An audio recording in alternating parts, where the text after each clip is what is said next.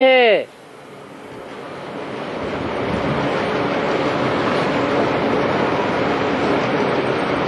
पहली सावधानी है, सेफ्टी इज फर्स्ट। और सेफ्टी काहे से है?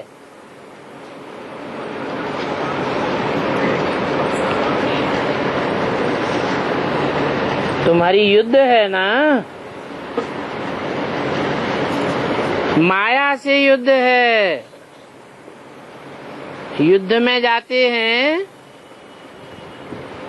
तो सेफ्टी के लिए क्या करते हैं? कवच धारण करते हैं। तो याद की यात्रा ये तुम्हारा कवच है, इससे तुम बहुत सेफ रहते हो। तो बच्चों के लिए मूल बात ये है, बाप ने समझाया है, तुम बच्चे जितना याद की यात्रा में तत्पर रहेंगे उतनी खुशी भी रहेगी और मैनर्स, चलन, करेक्टर्स सब ठीक होते रहेंगे। क्योंकि याद की यात्रा से तुमको पावन बनना है और करेक्टर्स सुधारना है।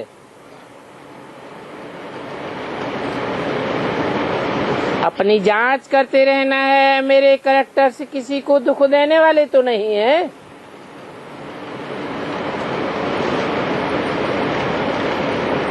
या कोई भी प्रकार का मेरे अंदर देभान तो नहीं आ जाता है। ये अच्छी रीत अपनी जांच करनी है। बाप बैठ बच्चों को पढ़ाते हैं और तुम बच्चे पढ़ते भी हो और औरों को भी पढ़ाते हो।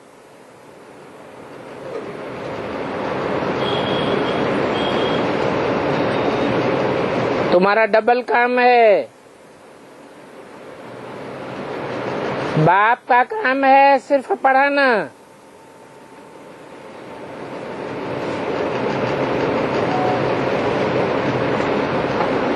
बाप सदैव आत्माभिमानी है, बाकी तो सब देहधारी हैं। उसमें सारी दुनिया आ जाती है। एक बाप ही विदेही है। वो तुम बच्चों को कहते हैं कि तुमको भी विदेही बनना है। अभी मैं आया हुआ हूँ तुमको विदेही बनाने के लिए और पवित्र बन करके ही विदेही दुनिया में जावेंगे।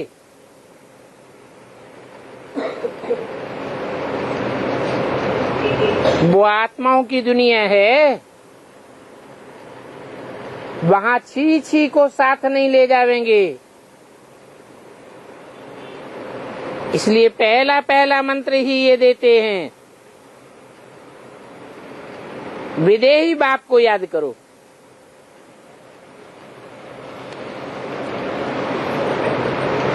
ये माया को वश करने का भी मंत्र है और पवित्र होने का भी मंत्र है। तो इस मंत्र में बहुत खूबियां भरी हुई हैं। इस मंत्र से ही पवित्र बनना है, अर्थात मनुष्य से देवता बनना है। ये तो जानते हो कि हम ही देवी देवताएं थे।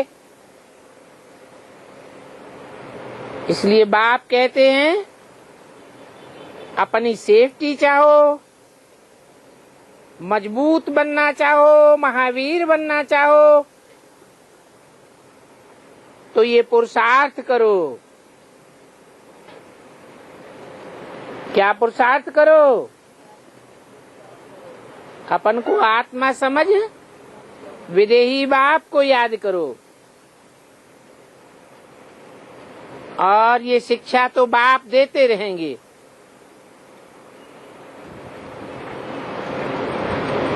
अभी ड्रामा अनुसार बिल्कुल ठीक ही चल रहा है,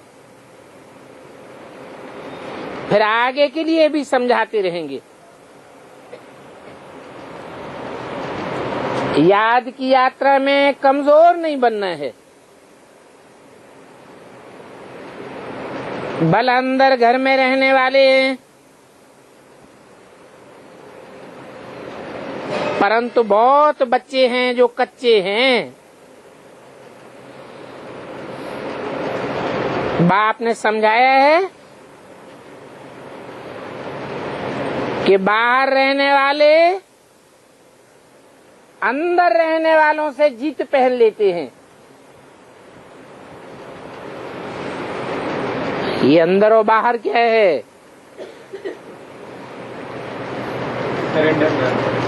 अंदर माने जो बाप के घर में रहते हैं सेफ्टी में, और बाहर वाले मना जो बाहर की दुनिया के कनेक्शन में आते हैं, अर्थात घर गृहस्थ में रहते हैं। तो बाप ने समझाया है कि बाहर रहने वाले अंदर वालों को जीत लेते हैं। भक्ति मार्ग के शास्त्रों में इसका मिसाल भी आया है। कौन सा मिसाल है?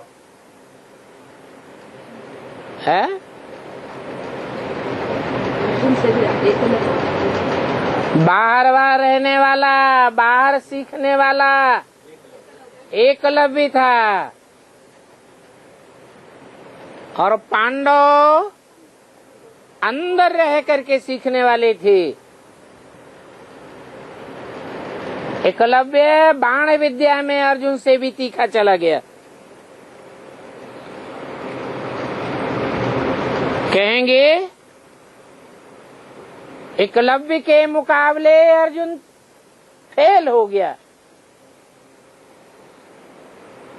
और बाहर वाला जीत गया। देखो कहानी कैसी बनाई है।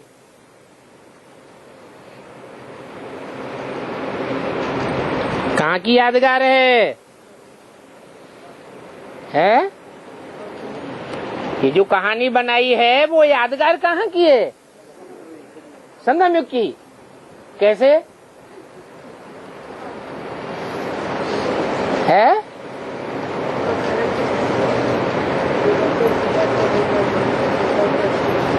अरे जितने भी बेसिक में चलने वाले ब्रह्मा कुमार कुमारी, वो अंदर रह करके सीखते थे। जो सरेंडर्ड वर्ग के थे, और यहाँ जो बैठे हैं वो बाहर रहने वाले थे या अंदर रहने वाले थे?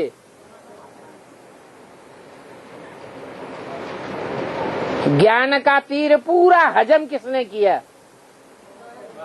बाहर रहने वालों ने हजम कर लिया, और अंदर वाले उसे पचा ही नहीं सके।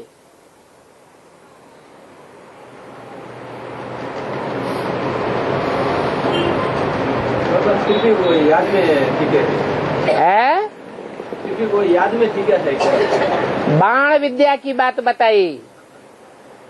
ज्ञान के बाण मारने में बाहर वाले तीखे चले गए और अंदर वाले रह गए। वो फेल हो गए और वो पास हो गए।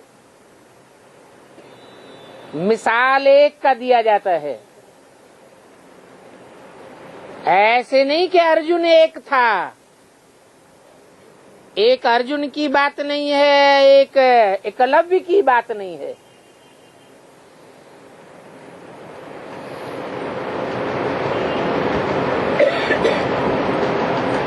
बाहर रहने वाली गोपिकाएं खास करके जितना याद करती है, उतना अंदर में रहने वाले याद नहीं कर सकते। बाहर रहने वाली बांधेलियों को तड़पन रहती है। किस बात की? शिव बाबा से मिलने की। और जो मिलते रहते हैं उनका जैसे पेट भर जाता है।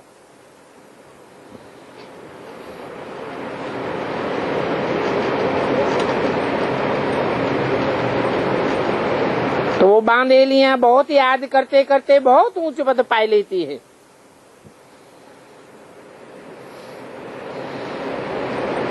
अंदर वालों से भी ऊंच पद पा लेती हैं। देखा जाता है अच्छे अच्छे बड़े बड़े सेंटर संभालने वाली, मुख्य सब्जेक्ट याद की यात्रा में बहुत कमजोर हैं।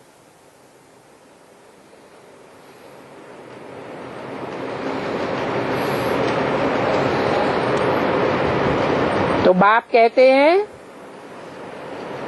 कि ज्ञान तलवार में जौहर बहुत अच्छा चाहिए। जौहर किस बात का हुआ? याद की यात्रा का जौहर हुआ। जौहर न होने के कारण किसी को ज्ञान का तीर नहीं लगता है। तो रिजल्ट क्या होता है? ज्ञान सुनने वाले पूरा मरते नहीं हैं, समर्पित नहीं होते। बच्चे कोशिश करते हैं ज्ञान का बाण लगाकर बाप का बनावे, अर्थात मर्जीवा बनावे, परंतु मरते नहीं है। तो क्या समझा जावे?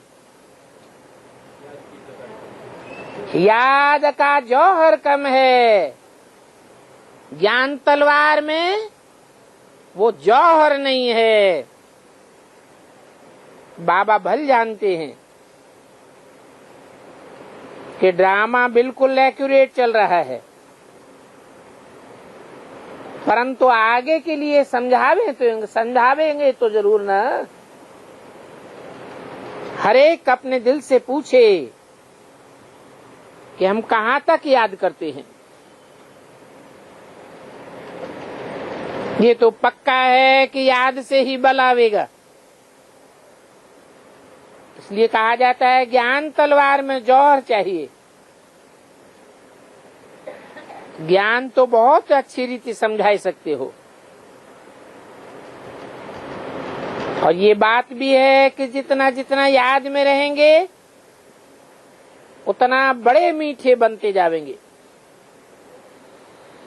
जब तुम सतो प्रधान थे तो बहुत मीठे थे, अभी फिर तुमको सतो प्रधान बनना है और बहुत मीठा बनना है। स्वभाव भी बहुत मीठा होना चाहिए, कब रंज में नहीं आना चाहिए। ऐसा वातावरण कब कोई न बनावे जो कोई को रंज हो जावे। ऐसी कोशिश करते रहना है कि कोई किसी को रंज न हो, क्योंकि ये ईश्वरीय कॉलेज स्थापन करने की बहुत ऊंची सेवा है। विश्वविद्यालय तो भारत में बहुत गाए जाते हैं, वास्तव में वो कोई विश्वविद्यालय नहीं है।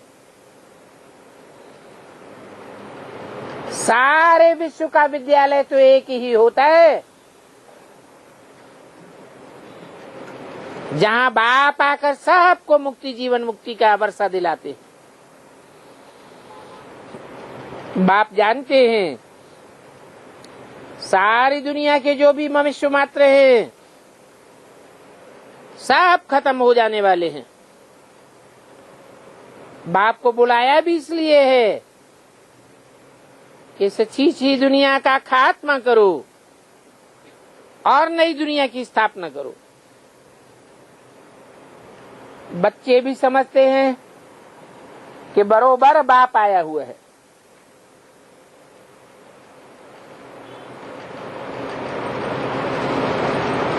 अभी जब बाप आया हुआ है तो माया का पंप देखो कितना है। एक खेल भी दिखाते हैं, फॉल ऑफ पंपिया।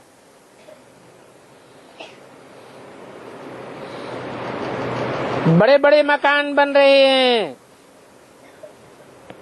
ये माया का पंप है। सतयुग में इतनी मंजिल के मकान नहीं होते हैं। यहाँ तो ये कितनी मंजिल के मकान बनते रहते हैं,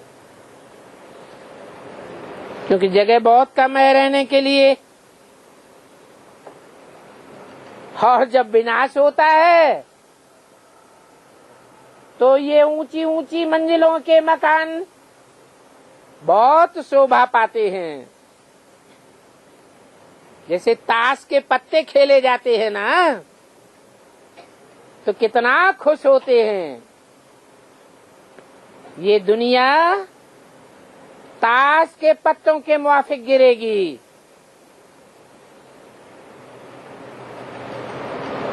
आगे इतने बड़े बड़े मकान नहीं बनते थे।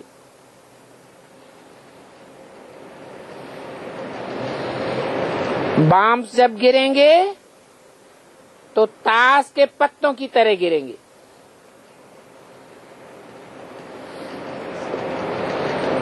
इसका मतलब ये भी नहीं है कि मल्टी स्टोरी में रहने वाले ही मरेंगे, ऐसे नहीं समझ लेना। बाकी एक दो मंजिल वाले रह जाएंगे, नहीं। जो जहां होगा, चाहे समुद्र पर होगा, पृथ्वी पर होगा, आकाश के ऊपर होगा, पेड़ों पर रहे पड़े होंगे, अथवा छतरी लेकर उड़ रहे होंगे, वो सब खत्म हो जाएंगे। ये सारी पुरानी दुनिया है ना, इस पुरानी दुनिया में कितने लाख योनियां हैं? 84 लाख योनियां हैं। वो सारी की सारी 84 लाख योनियां ही खत्म हो जाएंगी। वहां नई दुनिया में ये कुछ भी नहीं होंगे। न इतने मनुष्य होंगे, न इतने मच्छर मक्खी आदि होंगे।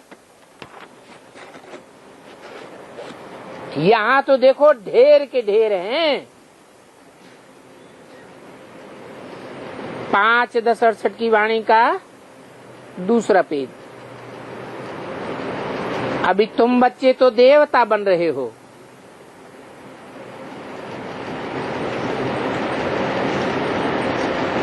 मनुष्यों में देवता सबसे श्रेष्ठ माने जाते हैं, तो उनकी दुनिया में श्रेष्ठ योनियां होंगी या आज के मुआफिक सब प्रकार की योनियां होंगी? वहां श्रेष्ठ योनियां होंगी। वहां की हर चीज सतो प्रधान होती है। यहाँ भी देखो, बड़े बड़े आदमियों के घर में जावेंगे तो वहां बड़ी सफाई रहती है। एक मच्छर भी देखने को नहीं मिलेगा।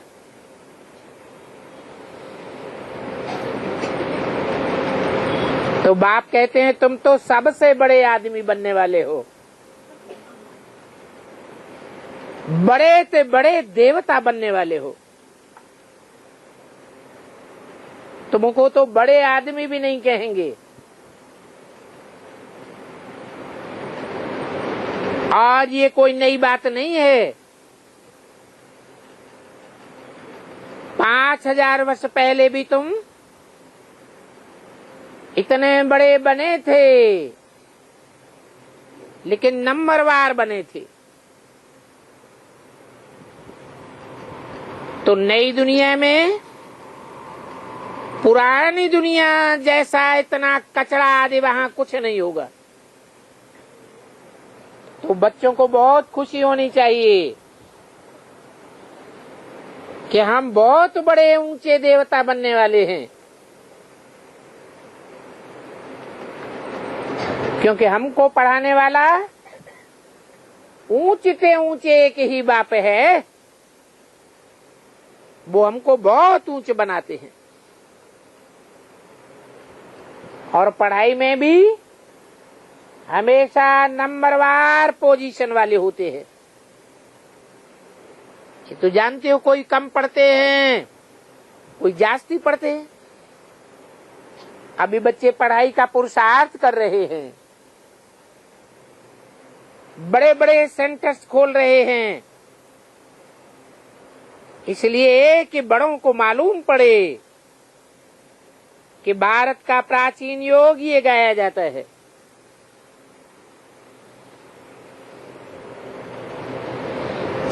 क्या कहा? बड़े बड़े सेंटर्स खोलने की क्या जरूरत है?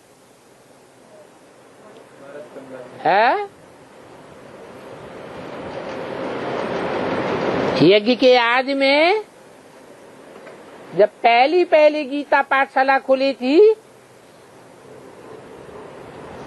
तो पुराने टाइम का बना हुआ जो माउंट आबू का मकान था खपरेल वाला,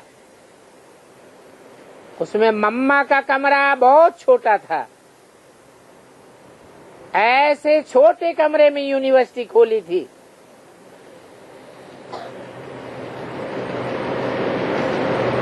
तो ऐसे छोटे छोटे कमरों में यूनिवर्सिटी खुलती रहे तो नहीं चलेगा, है?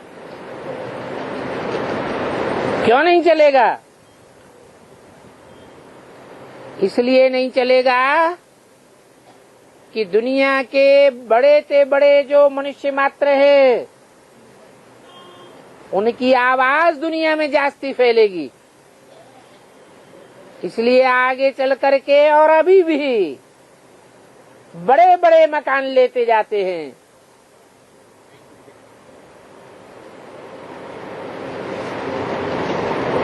ताकि बड़ों को मालूम पड़े ये भारत का बड़े से बड़ा प्राचीन राजयोग है, जिसे देख करके खास विलायत वालों को जास्ती उत्कंठा होती है कि हम भी राजयोग सीखें। भारतवासी तो बड़े तमो प्रधान बुद्धि है, वो विलायती लोग तो फिर भी सतो प्रधान हैं।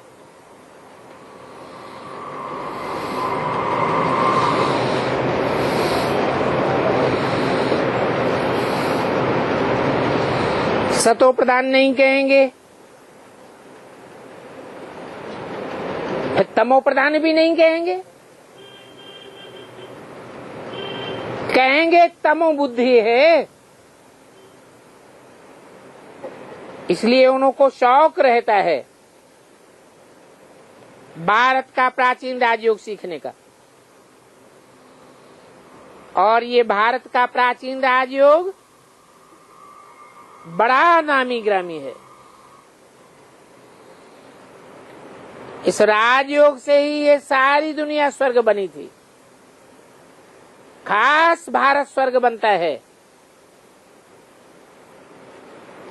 बहुत थोड़े आते हैं जो आकर के पूरी रीति समझते हैं। क्यों? थोड़े क्यों आते हैं? सूर्य हैं? सूर्य जब राजयोग सारी दुनिया में बहुत प्रसिद्ध है, गाया हुआ है, तो बहुतों को आना चाहिए। थोड़े लोग क्यों आते हैं?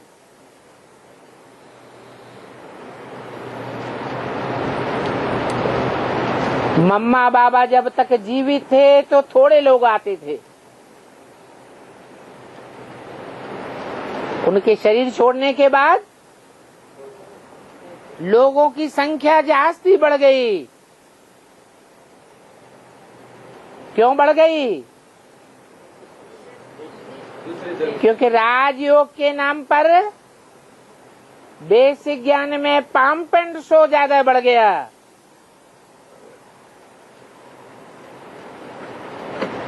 तो विदेशों से बड़े बड़े लोग भी आने लगे।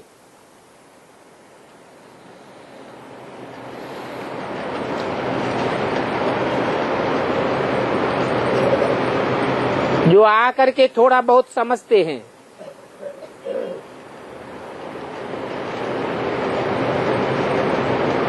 जानते हैं कि स्वर्ग अथवा हेवन पास्ट हो गया है,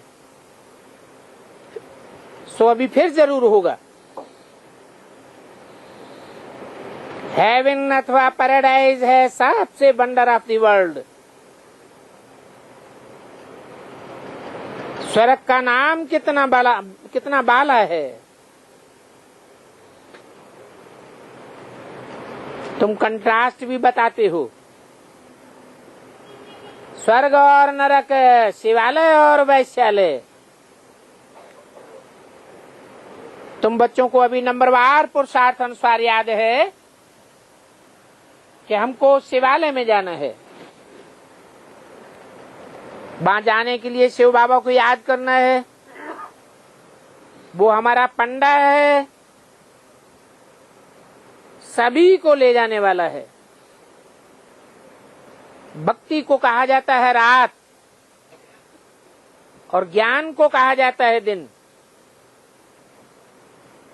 तुम तो जानते हो कि रात और दिन में बहुत फर्क है।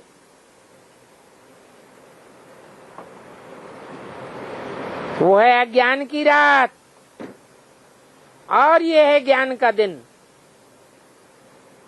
अर्थात ये बेहद की बातें हैं।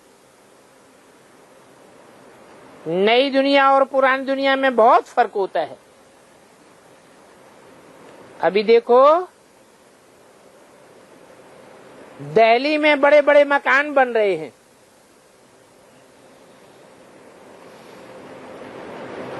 तो बच्चों की दिल होती है कि इतनी ऊंचे से ऊंची पढ़ाई, ऊंचे से ऊंचे मकान में हम जा करके पढ़ावें तो बड़े बड़े लोग जागेंगे।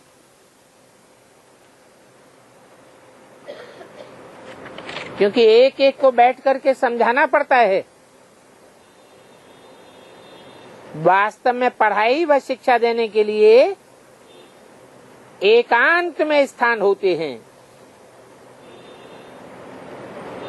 ब्रह्मज्ञानियों के आश्रम भी शहर से दूर होते हैं और वो भी नीचे ही रहते हैं। इतनी ऊंची ऊंची मंजिलों बना करके नहीं रहते हैं। अभी तो देखो, तमो प्रधान होने के कारण शहरों में घुस पड़े हैं, क्योंकि वो ताकत अभी खत्म हुई पड़ी है।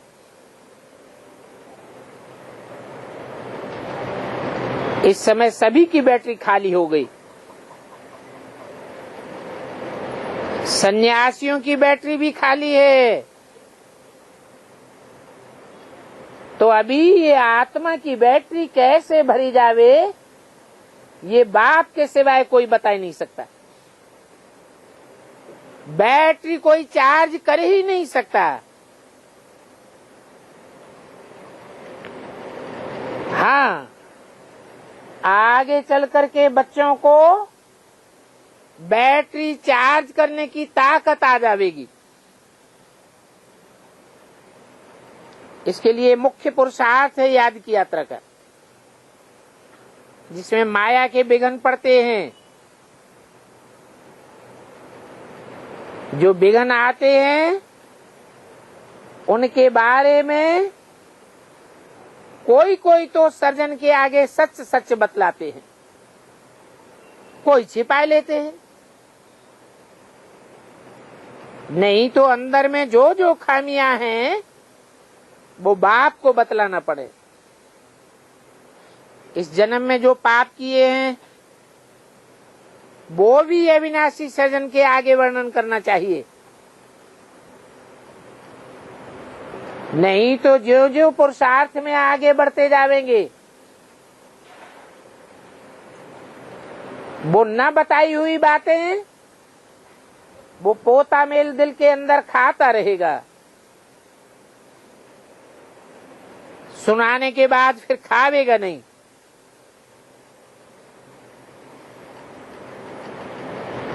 तो अंदर ही अंदर रख देना वो भी नुकसानकारक है। जो सच्चे सच्चे बाप के बच्चे होते हैं वो तो सब कुछ बाप को बतलाए देते हैं,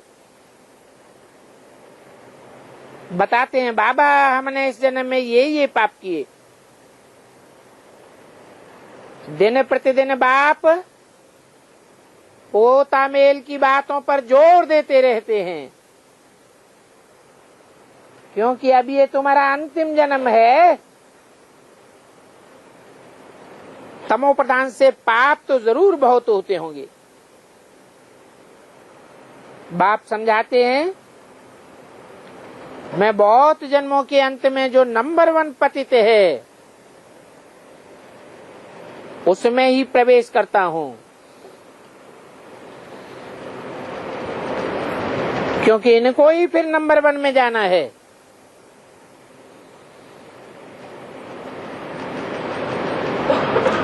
तो नंबर 1 में पतित तन में मैं आता हूं तो इनको मेहनत भी बहुत करनी पड़ती है।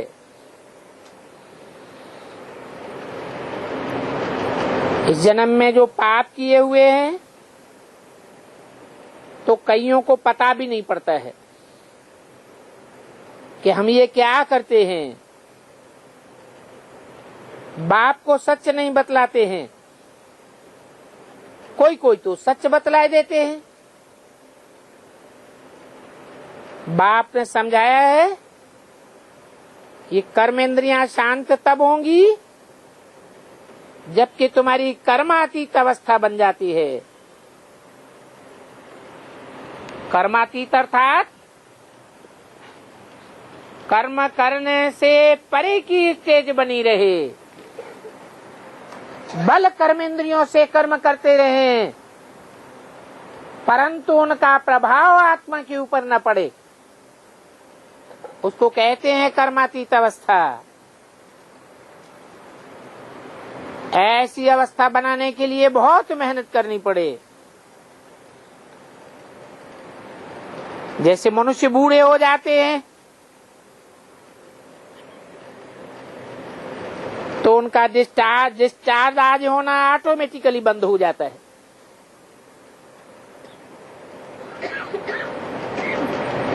परंतु इस ज्ञान में तो छोटेपन में ही सब बंद हो जाना चाहिए, क्योंकि बाप कहते हैं तुम सबकी कौन सी अवस्था है? वानप्रस्थ अवस्था है। अगर योग बल में मजबूत रहे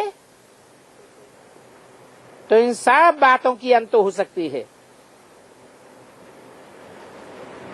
वहां नई दुनिया में तो कोई ऐसी गंदी बीमारी कीचड़ पट्टी आदि नहीं होती है।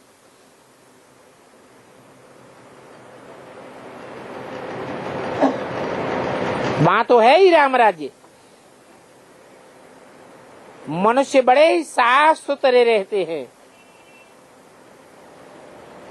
यहाँ तो लगा ही पड़ा है रावण राज्य। तो अनेक प्रकार की गंदगी आदि की बीमारियां हैं। सतयुग में तो ये कुछ भी नहीं होता। वहां तो बड़ी सफाई रहती है, बात मत पूछो। और वहां का नाम ही देखो कितना फर्स्ट क्लास है, स्वर्ग। Heaven, paradise. बाप ने समझाया है। भक्ति मार्ग को कहा ही जाता है ठगती का मार्ग।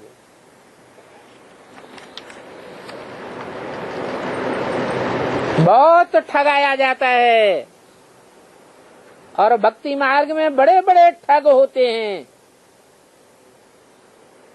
इसलिए बाबा भी बताते हैं भगत बड़े ठगत, परंतु उनका भी कोई दोष नहीं है। 5-10-68 की वाणी का 3रा पेज। कुछ ठग होते हैं, बड़े पाप आत्मा होते हैं। बाप बैठ समझाते हैं, इस पुरुषोत्तम संगम युग पर ही तुम ये सभी बातें सुनते हो। कल इन बातों को नहीं सुनते थे कि भगत बड़े ठगत होते हैं। कल तुम मृत्युलोक के मालिक थे, आज तुम अमरलोक के मालिक बनते हो। तुमको निश्चय हो जाता है कल हम मृत्युलोक में थे, अभी हम संगम युग पर आए हैं अमरपुरी में जाने के लिए। ये सारा पुरुषार्थ तुम अब अमरपुरी में जाने के लिए कर रहे हो। और पढ़ाने वाला भी अभी हमको एक मिला है। अच्छी रीत पढ़ते हैं तो पैसा भी देखो कितना कमाते हैं। तो सारी बलिहारी पढ़ाई की है, यहाँ भी ऐसे है। इस पढ़ाई से तुम बहुत ऊंचे से ऊंचे पद पा सकते हो, क्योंकि अभी तुम पुरुषोत्तम संगम युग पर हो। तुम्हारी आत्मा नंबरवार पुरुषार्थ करके ऊंचे से ऊंचे पद पाने वाली पुरुषोत्तम बन रही है।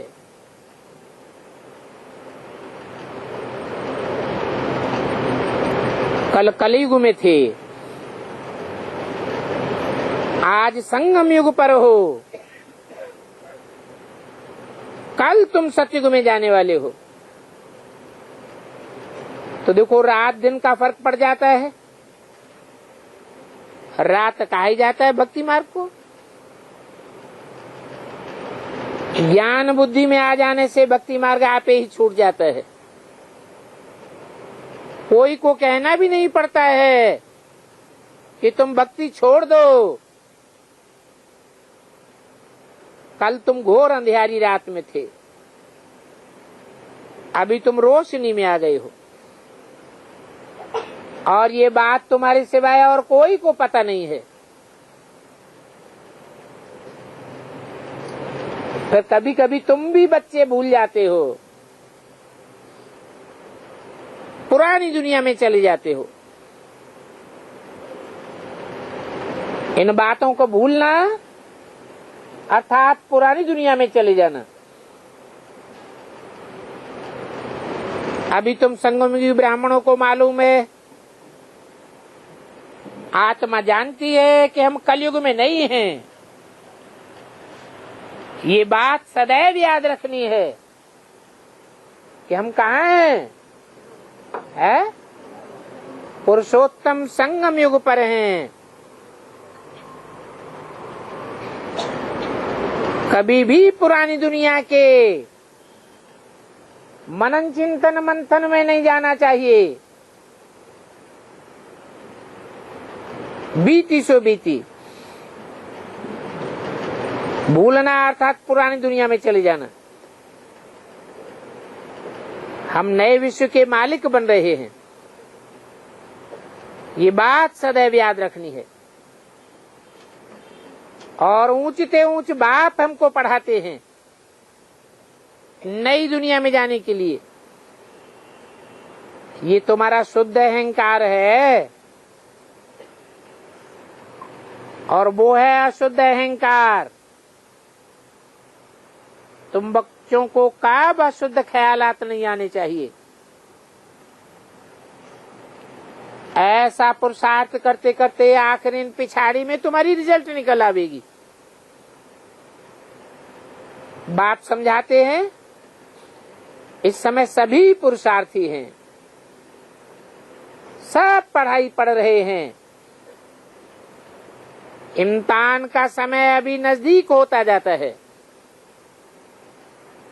कौन से इम्तिहान का है? Final paper.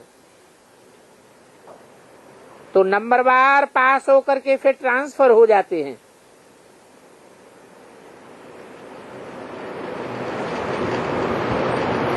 तो हम ट्रांसफर हुए या नहीं हुए? है कह रहे माताएं कह रही नहीं हुए है? अरे बेसिक नॉलेज में ट्रांसफर हो गए। बेसिक नॉलेज का हमारा फाइनल पेपर पूरा हो गया। जिनका फाइनल पेपर पूरा हो जाता है वो फिर ऊंची क्लास में चले जाते हैं।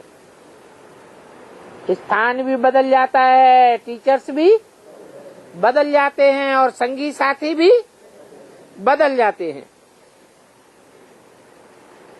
तो कहेंगे बेसिक में तुम्हारी रिजल्ट निकल आई।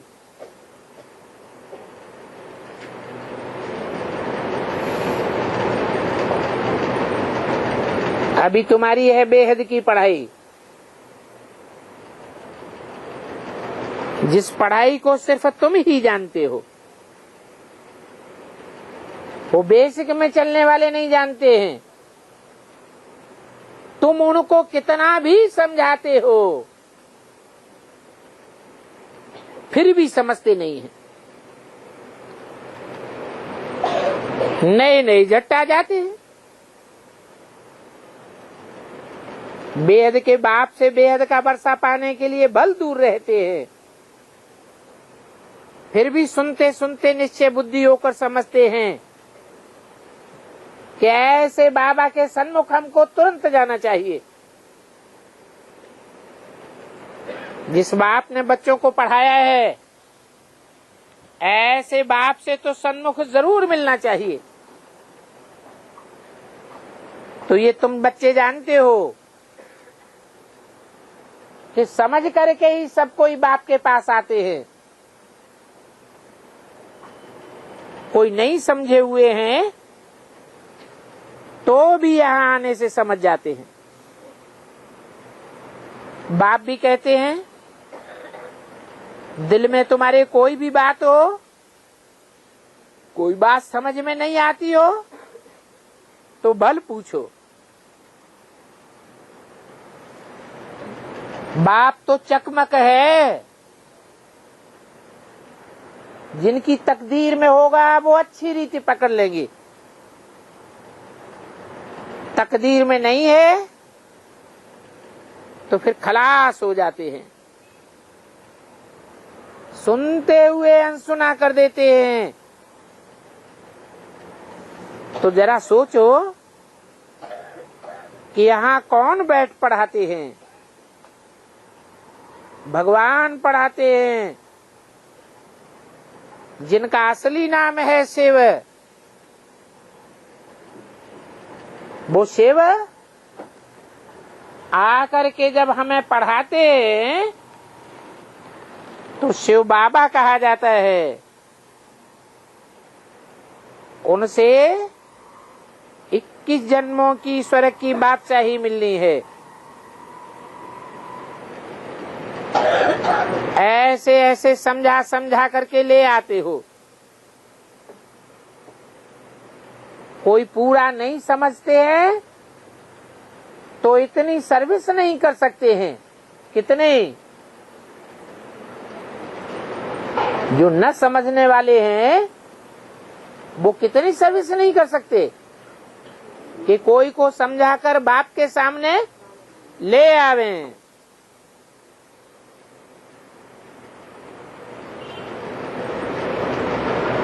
जरूर कहीं बंधन में जंजीरों में जकड़े रहते हैं। शुरू शुरू में तुम कैसे अपन को जंजीरों से छुड़ा कर के आए